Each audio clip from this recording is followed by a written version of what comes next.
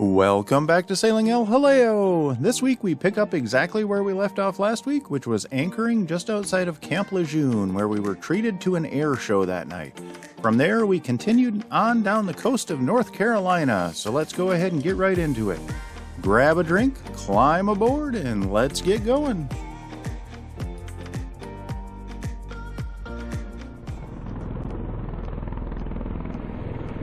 There were 7 or 8 boats anchored in the same anchorage as us, and we got to see a little bit of a treat. I'm not a military plane expert, but I believe these are Osprey helicopters, and for about an hour and a half they were circling around the anchorage, and they would come in and do landings and take off, and they did that for about an hour and a half, and it was pretty darn cool.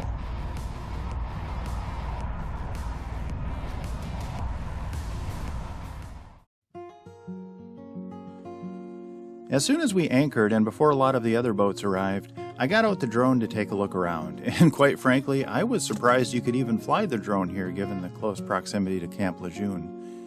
The way my drone works is you have a controller and you put in your iPhone and you hook it up and you connect to the drone through the DJI app. DJI is the manufacturer of my drone. And on that app, it has your real-time data, it shows exactly where you are, through your GPS coordinates, the height you're at, all of that stuff. And it has all of the updated flight zones, so you know which areas are restricted and which aren't. And there are different classifications, I guess, of flight restrictions. And sorry if you hear the dogs scampering around up top, they're playing today. But the different flight restrictions, like around airports, you can imagine, are no-fly zones. And there are different levels of restrictions. Sometimes you can bypass those restrictions. Sometimes there are height limits, that kind of stuff. And also, if there's actually an airplane coming through the area, it tracks those airplanes too, and it warns you to get the heck out of the area because there's a manned flight coming through, which is pretty darn cool. I don't know how all that works, but it's pretty neat. So as you can imagine, in this area, it was very heavily restricted. I couldn't go out over the Intracoastal Waterway, I couldn't go out over the Atlantic Ocean, I couldn't go inland. Basically, I was restricted to fly right above the body of water where we were anchored, which was okay, I still got to look around. But it's just neat how all of that works, and one of the things you don't think about.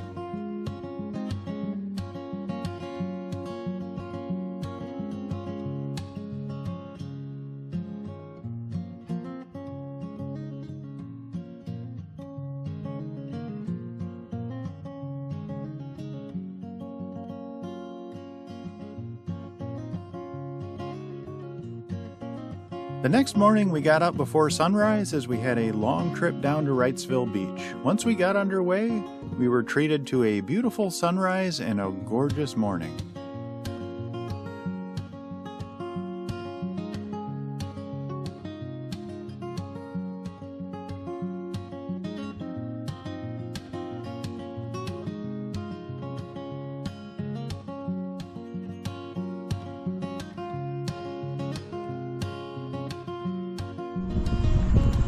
We stopped for the night in Wrightsville Beach, which is a pretty nice area.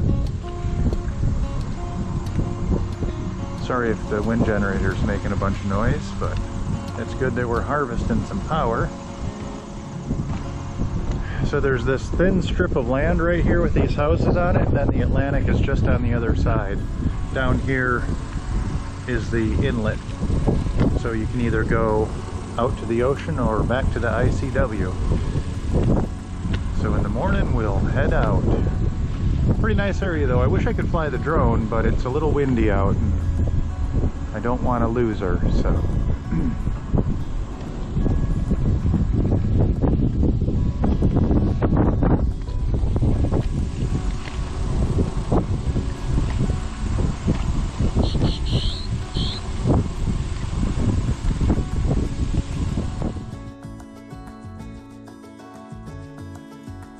The next morning we left Wrightsville Beach, North Carolina, and we continued on our way south.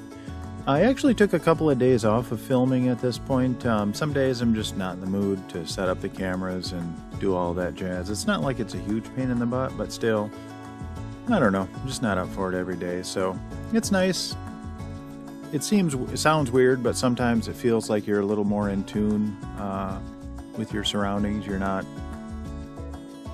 I don't know, it's not like I'm really doing a performative art or anything when I'm sailing. It's just a static camera, so it's not like it's a big deal. It just feels different for some reason. I don't know how to explain it, but I took a few days off of filming, and we continued our way south down Cape Fear River to Cape Fear itself, and we actually stayed a night in Cape Fear River.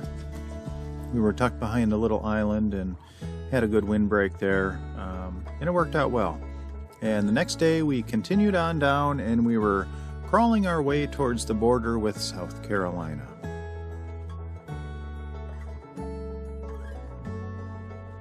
In regards to the ICW, or the Intracoastal Waterway, North Carolina is huge. It's just vast. It's very rural.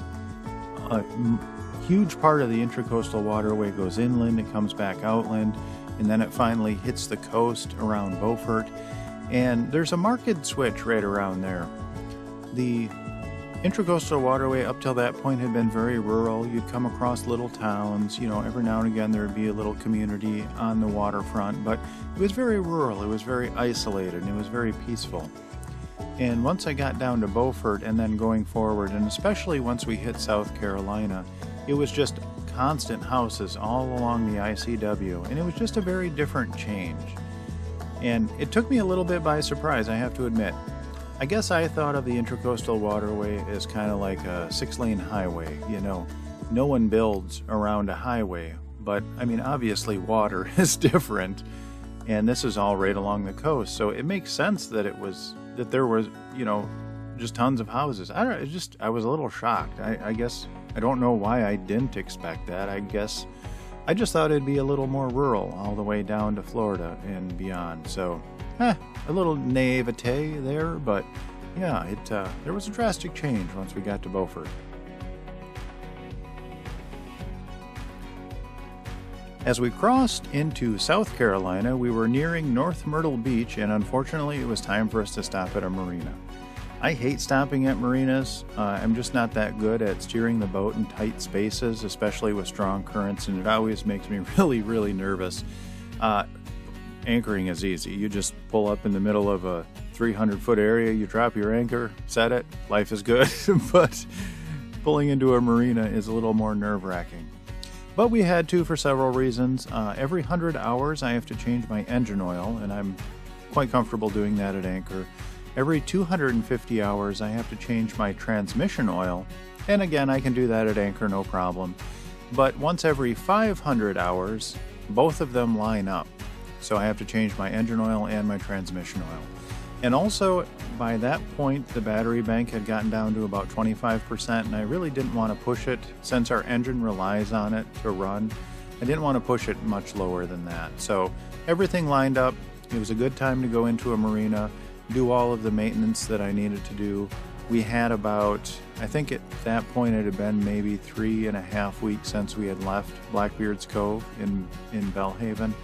So we had quite a little bit of laundry to do as well, and it's always good to get the pups back on land. So I decided, let's just go ahead and stay here.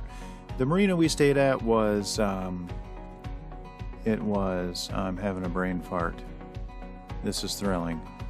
It was Myrtle Beach Yacht Club, and it was a little more expensive. I think it was between $250 and $275 a foot, so it was like $120 for us to stay, which is not ideal for one night, but we had a lot of stuff we had to do. So we got in there.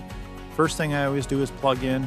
It takes our battery bank, once we get it down to about 20 to 25%. The total capacity in the battery bank is 900 amp hours, which is quite large. So it does take between 12 and 14 hours to power it back up.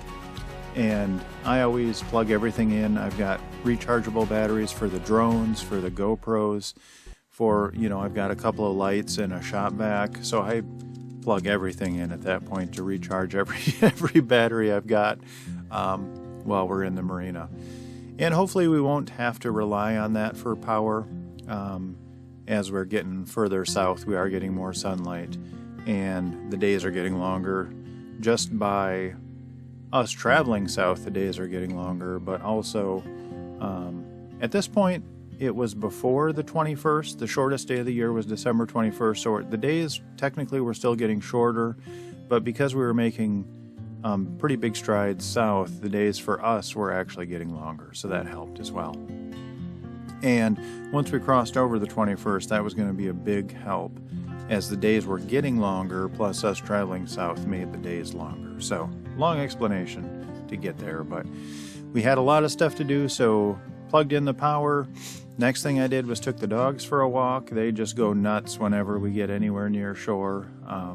I really should take them to shore more often. And now that we're further south, I can put the motor back on the dinghy since the runs we have aren't so long, and I can get the dogs to shore more often, which will be great for everyone. They love it. And so I took them for a walk. Then I started on the laundry. I got a nice shower in that night.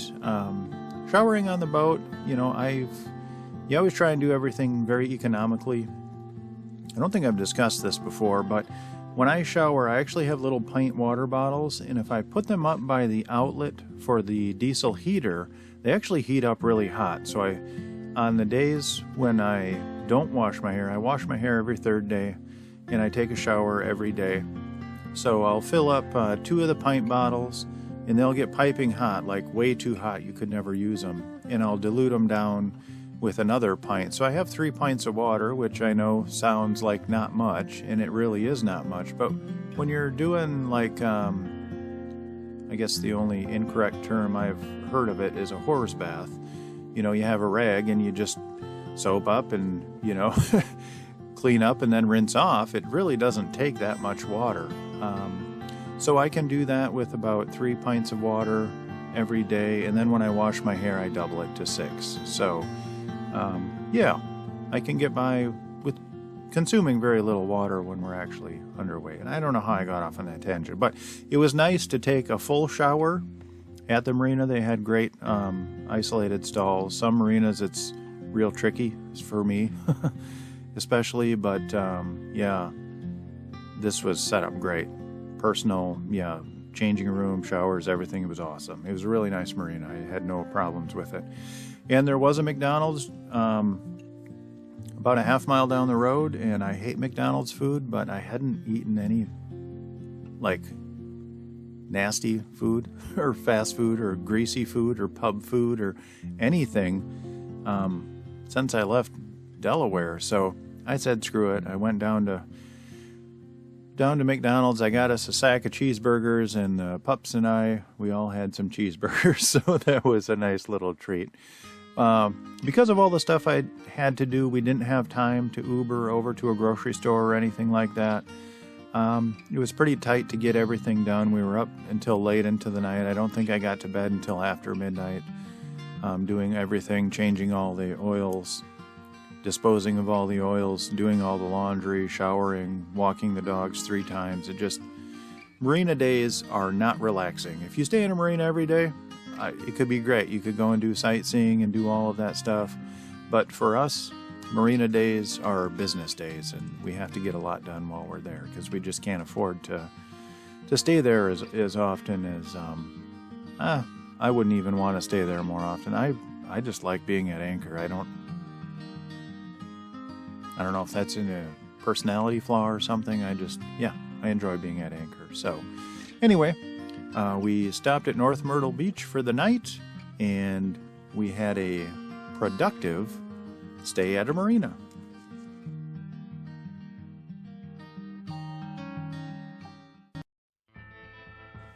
And that's it for this week.